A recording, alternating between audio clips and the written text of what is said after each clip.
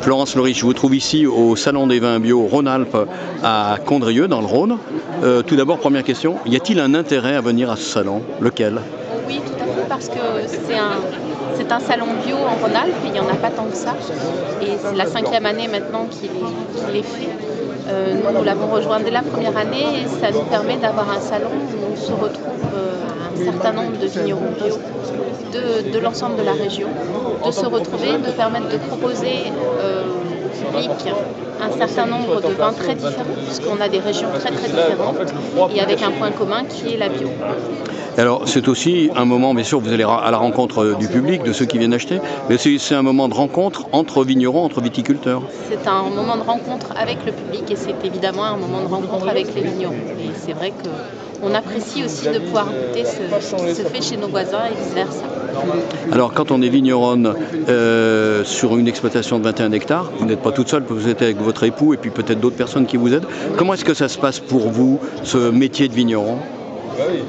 Le métier de vigneron est assez complet. Et de vigneronne. Et de vigneronne, il est assez complet puisqu'il y a à la fois du terrain, il y a aussi de la cave et puis il y a un petit peu d'administratif. Il y a aussi du commercial puisqu'il faut aussi aller, on a beau le faire du vin, il faut aller expliquer et le faire goûter et puis si possible le faire acheter aussi. Et c'est un métier qui est assez complet mais qui est complètement passionnant et comment dire, est très varié. C'est-à-dire que chaque jour apporte son nouveau lot de surprises et son nouveau lot de découvertes. Alors, ultime question, au sud de l'Ardèche où vous êtes, là près des gorges de l'Ardèche où on va d'habitude faire du canoë-kayak, vous avez plusieurs cépages. Alors, comment est-ce que ça se cultive? Le cépage Carignan, le cépage Grenache et les autres?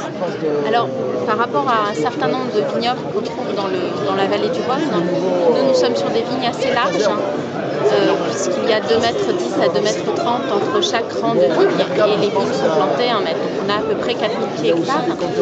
Ce sont des vignes qui sont au sud de la France, puisqu'on est à côté de l'arrivée des gorges de l'Ardèche, comme vous l'avez signalé, et qui ont besoin de se protéger de la chaleur que d'être exposées au maximum au soleil. Donc ce sont des vignes qui, en tout cas pour le Grenache et le Carignan, sont des vignes non palissées qui leur permettent de faire un parasol l'été. Donc ça c'est un travail un peu moins important, je dirais, en termes de main-d'œuvre que des vignes palissées où il faut absolument faire rentrer les vignes dans le palissage qu'on leur a préparé.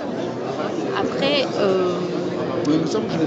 certains cépages sont conduits de cette façon, certains cépages sont conduits en gobelet, qui est la conduite traditionnelle de la région, et puis il y a certaines vignes qui ne supportent pas d'être conduites en gobelet ni d'être conduites de façon non palissée, et qu'on palisse, comme le chardonnay et comme la syrah par exemple.